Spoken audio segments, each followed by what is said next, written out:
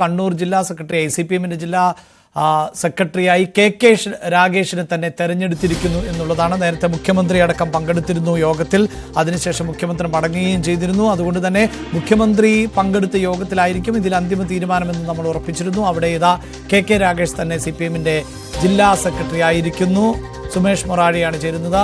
സുമേഷ്, നമ്മൾ നേരത്തെ സൂചിപ്പിച്ചു സാധ്യതയിൽ ഏറ്റവും മുൻതൂക്കം KK രാഗേഷിനെന്ന്. അതേ രാഗേഷ് തന്നെ ജില്ലാ സെക്രട്ടറി ആയിരിക്കുന്നു. എന്താണ് മറ്റു വിവരങ്ങൾ? അഭിലാഷ് സൂചിപ്പിച്ചതുപോലെ തന്നെ നമ്മൾ നേരത്തെ കൊടുത്ത വാർത്തയിൽ കൃത്യമായ സൂചന ഉണ്ടായിരുന്നു KK രാഗേഷ് തന്നെയാണ് ജില്ലാ സെക്രട്ടറി ആകുക എന്നുള്ള കാര്യത്തിൽ.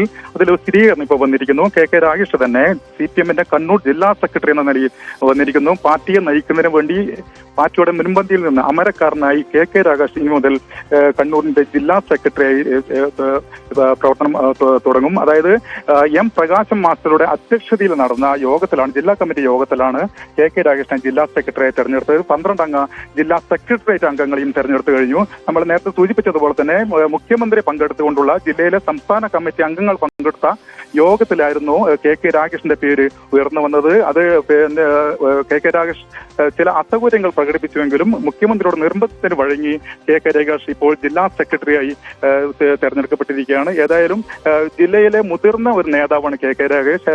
വിദ്യാർത്ഥി പ്രസ്ഥാനത്തിന്റെ, അത് SFI മുതൽ DYFI വരെയുള്ള സംഘടനാ തലത്തിൽ സെക്രട്ടറിയായും സംസ്ഥാന സെക്രട്ടറിയായും അതുപോലെ തന്നെ അഖിലേന്ത്യാ സെക്രട്ടറി, പ്രസിഡന്റ് എന്ന നിലകളിൽ പ്രവർത്തിച്ച പരിചയം KK രാഗേഷിനുണ്ട്.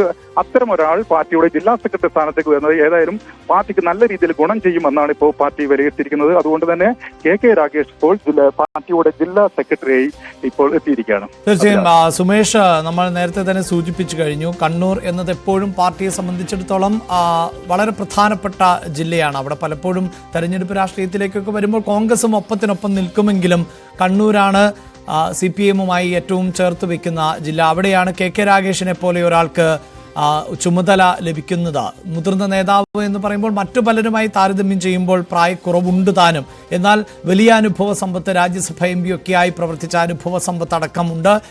സംഘടനാ തലത്തിലേക്ക് വരുമ്പോൾ KK രാഗേഷിനെ പോലെ ഒരാളെ ഈ ചുമതല ഏൽപ്പിക്കുമ്പോൾ CPIM പ്രതീക്ഷിക്കുന്നത് എന്താണ് എന്നാണ് നമ്മൾ മനസ്സിലാക്കുന്നത്?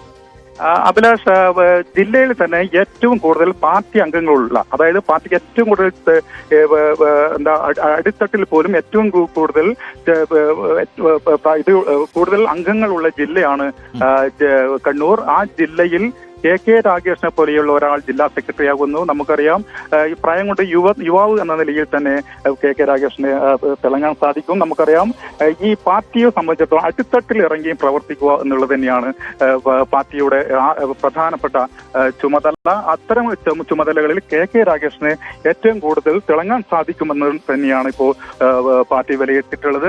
നമുക്കറിയാം, പാർട്ടിയുടെ അടുത്ത ഘട്ടം, അതായത് നമുക്കറിയാം ഇനി തെരഞ്ഞെടുപ്പുകളുടെ കാലഘട്ടമാണ്. തദ്ദേശ സ്വയംഭരണ തെരഞ്ഞെടുപ്പ് വരുന്നു, അതിൽ തൊട്ട് പിന്നാലെയായി നിയമസഭാ തെരഞ്ഞെടുപ്പ് വരുന്നു. ഈ സമയങ്ങളിലൊക്കെ പാർട്ടിയെ, LDF-നെ, CPM-നെ ജില്ലാ സെക്രട്ടറി എന്ന നിലയിൽ ഏറ്റവും കൂടുതൽ ഉത്തരവാദിത്തം ഏറ്റെടുത്ത് പ്രവർത്തിക്കേണ്ട ഒരാളാണ് KK രാഗേഷ്. അത്തരം ഒരാളെ KK രാഗേഷ് എന്ന വ്യക്തിയെ പാർട്ടി അതിനെ ചുമതലയിൽ എത്തിച്ചിരിക്കുന്നു എന്നതാണ് ഇതിൽ പ്രധാനപ്പെട്ട ഘടകം. അതായത് ഇനിയുള്ള കാലഘട്ടം, ഇനി KK രാഗേഷ് ആയിക്കോട്ടെ, KK രാഗേഷിന് ഇനിയുള്ള കാലഘട്ടം എന്ന് പറയുന്നത് തെരഞ്ഞെടുപ്പിന്റെ കാലഘട്ടത്തിൽ അതിനെ ചുക്കാൻ പിടിക്കുക എന്നുള്ളൊരു കാര്യം കൂടിയുണ്ട്.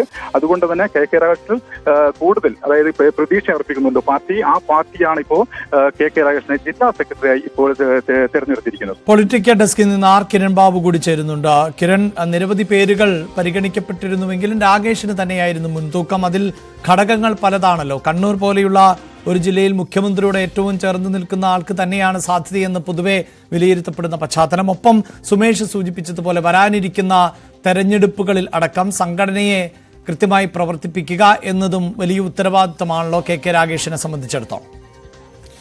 അഭിലാഷ്, അതുതന്നെയാണ് മുഖ്യമന്ത്രിയുടെ തീരുമാനം ഇക്കാര്യത്തിൽ ഏറ്റവും നിർണായകമായി എന്ന് തന്നെ വേണം കരുതാൻ.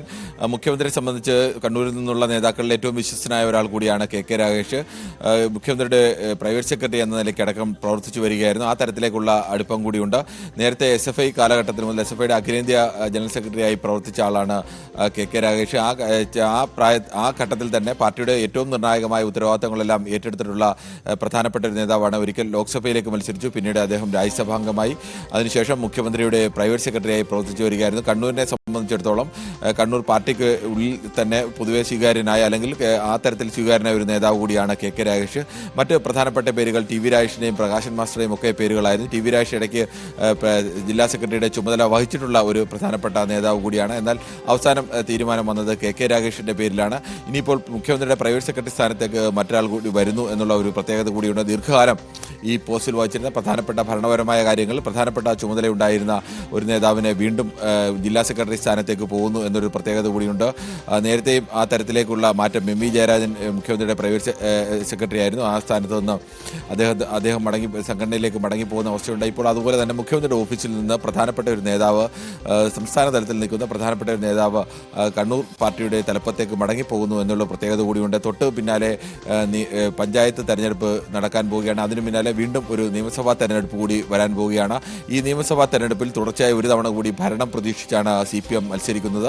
അങ്ങനെ ഒരു സാഹചര്യത്തിൽ പരമാവധി സീറ്റുകൾ വിജയം ഉറപ്പാക്കേണ്ടത് എന്നുള്ളത്, കണ്ണൂരിനെ പോലൊരു ജില്ലയിൽ പരമാവധി സീറ്റുകൾ വിജയം ഉറപ്പാക്കുക എന്നത് പാർട്ടിയുടെ അഭിമാന പ്രശ്നം കൂടിയാണ്. അത്തരം വലിയ വെല്ലുവിളികൾ കൂടിയാണ് കെ രാഗേഷിന് മുന്നിലേക്ക് വരുന്നത്. അവിടെ ജില്ലയിലെ പാർട്ടി ആര് നയിക്കണം, പ്രത്യേകിച്ച് കണ്ണൂരിനെ സംബന്ധിച്ച് ആര് നയിക്കണം എന്നുള്ളതൊക്കെ പ്രധാനപ്പെട്ട ഒരു വിഷയം കൂടിയാണ്. അക്കാര്യത്തിൽ മുഖ്യമന്ത്രി പിണറായി വിജയന്റെ സവിശേഷമായ താല്പര്യവും അല്ലെങ്കിൽ അദ്ദേഹത്തിന്റെ അഭിപ്രായത്തിനൊക്കെ നിർണായകമായ പ്രാധാന്യം സ്വാഭാവികമായും ഉണ്ടാകുന്ന ഒരു ജില്ല കൂടിയാണ് കണ്ണൂർ. അവിടെ കെ രാഗേഷിന്റെ പേരിനാണ് പ്രാധാന്യം വരുന്നത്. അദ്ദേഹം പ്രൈവറ്റ് സെക്രട്ടറി സ്ഥാനത്ത് നിന്ന് മാറി കണ്ണൂർ ജില്ലാ സെക്രട്ടറി സ്ഥാനത്തേക്ക് വരുന്നു. ദീർഘകാലമായി കണ്ണൂരിന്റെ ദൈനംദിന പാർട്ടി പ്രവർത്തനങ്ങളിൽ നിന്ന് മാറി മുഖ്യമന്ത്രി ഓഫീസുമായി ബന്ധപ്പെട്ടാണ് പ്രവർത്തിച്ചെങ്കിലും ഇപ്പോൾ കണ്ണൂരിലെ ദൈനംദിന പാർട്ടി പ്രവർത്തനങ്ങളുടെ തലപ്പത്തേക്ക് കെ രാഗേഷ് എത്തുകയാണ്. ഈ മുന്നിൽ വരുന്ന പ്രധാനപ്പെട്ട വെല്ലുവിളി എന്ന് പറയുന്നത് ഇത് രണ്ടും തന്നെയാണ്. കണ്ണൂരിനെ സംബന്ധിച്ച് പ്രധാനപ്പെട്ട സംസ്ഥാന തലത്തിലും ദേശീയ തലത്തിലുമൊക്കെയുള്ള പ്രധാന നേതാക്കൾ, കൂടുതൽ നേതാക്കൾ ഉൾപ്പെടുന്ന ഒരു ജില്ല കൂടിയാണ്. ഈ നേതാക്കളുടെ എല്ലാം തലപ്പത്തേക്ക് കൂടിയാണ്, അല്ലെങ്കിൽ അത്തരം നേതാക്കളൊക്കെ ഉൾപ്പെടുന്ന ഒരു ജില്ലയുടെ ജില്ലാ സെക്രട്ടറി സ്ഥാനം എന്ന് പറയുന്നത് വലിയ വെല്ലുവിളികളും അതോടൊപ്പം തന്നെ വലിയ സാധ്യതകളും ഒരേപോലെ ഉള്ള ഒരു ജില്ലയാണ്. അവിടേക്കാണ് താരതമ്യേന മറ്റ് നേതാക്കളൊക്കെ അപേക്ഷിച്ച് ചെറുപ്പക്കാരനായ കെ രാഗേഷ് കണ്ണൂർ ജില്ലാ സെക്രട്ടറി സ്ഥാനത്തേക്ക് വരുന്നത്. ടി വി രാജേഷും കെ രാഗേഷും ഒരേ സമയത്ത് ടി വി രാജേഷ് SFIയുടെ സംസ്ഥാന സെക്രട്ടറിയും കെ രാഗേഷ് അഖിലേന്ത്യാ ജനറൽ സെക്രട്ടറിയുമായി ഒരേ സമയത്ത് പ്രവർത്തിച്ച പരിചയം, അങ്ങനെയൊക്കെയുള്ള ഒരേ സമയത്ത് കടന്നു വന്ന രണ്ട് പ്രധാനപ്പെട്ട SFIയിലൂടെ വന്ന കണ്ണൂർ ജില്ലയിൽ നിന്ന് വന്ന രണ്ട് പ്രധാനപ്പെട്ട നേതാക്കളാണ് ടി വി രാജേഷ് ആയാലും കെ രാഗേഷ് ആയാലും. അതിലിപ്പോൾ കെ രാഗേഷാണ് അവിടെ ജില്ലാ സെക്രട്ടറി സ്ഥാനത്തേക്ക് തീരുമാനം പാർട്ടിയിൽ നിന്ന് വന്നിരിക്കുന്നത്. യെസ് കിരൺ, ഇവിടെ ഇതാ ജയരാജന്റെ ഒഴിവിലേക്കാണല്ലോ ഇപ്പോൾ കെ രാഗേഷ് വരുന്നത്. കിരൺ തന്നെ നേരത്തെ സൂചിപ്പിച്ചു, മുഖ്യമന്ത്രിയുടെ പ്രൈവറ്റ് സെക്രട്ടറി എന്ന നിലയിൽ പ്രവർത്തിക്കുന്ന ആളാണ് ഇനിയിപ്പോൾ ജില്ലാ സെക്രട്ടറിയായി വരുന്നത്. നമുക്കറിയാം ഇത് സംഘടനാപരമായാണ് തെരഞ്ഞെടുക്കുന്നത് എങ്കിലും മുഖ്യമന്ത്രി ഇപ്പോൾ ഒരു സൂപ്പർ പവറായി CPMൽ പ്രവർത്തിക്കുന്നു എന്നുള്ളത് വസ്തുത തന്നെയാണ്. അപ്പോൾ കൃത്യമായി ആ പദവിയിലേക്ക് ആര് എന്നതും നേരത്തെ തന്നെ നിശ്ചയിക്കപ്പെട്ടിട്ടുണ്ടാകാം എന്ന് വേണം അനുമാനിക്കാൻ. പക്ഷേ എങ്കിലും ഏതൊക്കെ പേരുകൾ ആണ് പരിഗണിക്കപ്പെടുന്നത് എന്നതിൽ സൂചനകളുണ്ടോ?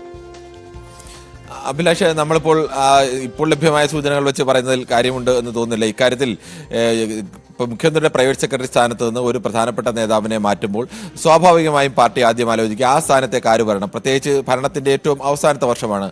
ഏത് ഭരണത്തിലും ഏറ്റവും അവസാനത്തെ വർഷത്താണ് വലിയ വെല്ലുവിളികളൊക്കെ അല്ലെങ്കിൽ സർക്കാരിനെതിരെയുള്ള വലിയ മൂവ്മെന്റുകളൊക്കെ ഉണ്ടാവുക. പ്രതിപക്ഷവും ഏറ്റവും ജാഗ്രതയോടുകൂടി തന്നെ നിൽക്കുന്ന ഒരു ഘട്ടം കൂടിയാണ് ഭരണത്തിന്റെ ഏറ്റവും അവസാന വർഷങ്ങൾ.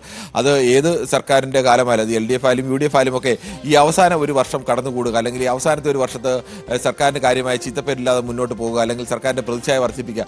ഈ കാലത്ത് സർക്കാർ എടുക്കുന്ന നിലപാടുകൾ, സർക്കാരിന്റെ തീരുമാനങ്ങളൊക്കെ ആവും എപ്പോഴും അടുത്ത തെരഞ്ഞെടുപ്പിനെ നേരിട്ട് ബാധിക്കുക. ഒന്നാമത്തെ വർഷമോ രണ്ടാമത്തെ വർഷമോ അല്ലെങ്കിൽ നാലാമത്തെ വർഷം വരെ എടുത്ത തീരുമാനങ്ങളെക്കാൾ ഏറെ അതിൻ്റെയൊക്കെ എത്രയോ മടങ്ങ് ഇരട്ടി തീരുമാനങ്ങളുടെ നെഗറ്റീവും പോസിറ്റീവുമായ ഇമ്പാക്റ്റുകൾ ഉണ്ടാകാൻ സാധ്യതയുള്ള ഒരു വർഷം കൂടിയാണ് ഏറ്റവും അവസാനത്തെ വർഷം. അങ്ങനെ ഒരു സമയത്ത് മുഖ്യമന്ത്രിയുടെ പ്രൈവറ്റ് സെക്രട്ടറി സ്ഥാനത്തേക്ക് ആരിക്കണം എന്നുള്ളതിനെ സംബന്ധിച്ചും അത് വളരെ പ്രധാനപ്പെട്ട ഒരു വിഷയം തന്നെയാണ്.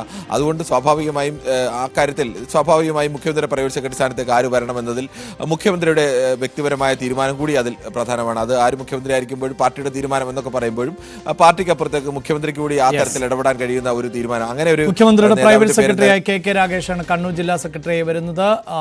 അല്പസമയത്തിനകം ഒരുപക്ഷെ ഔദ്യോഗികമായ പ്രഖ്യാപനം ഉണ്ടാകും, പക്ഷേ അതിൽ അന്തിമമായ തീരുമാനം ഉണ്ടായിരിക്കുന്നു. വാർത്തയുടെ വിശദാംശങ്ങളാണ് സുമേഷ് മൊറാഴിയും ഒപ്പം കിരൺ ബാബുവും നൽകിയത്.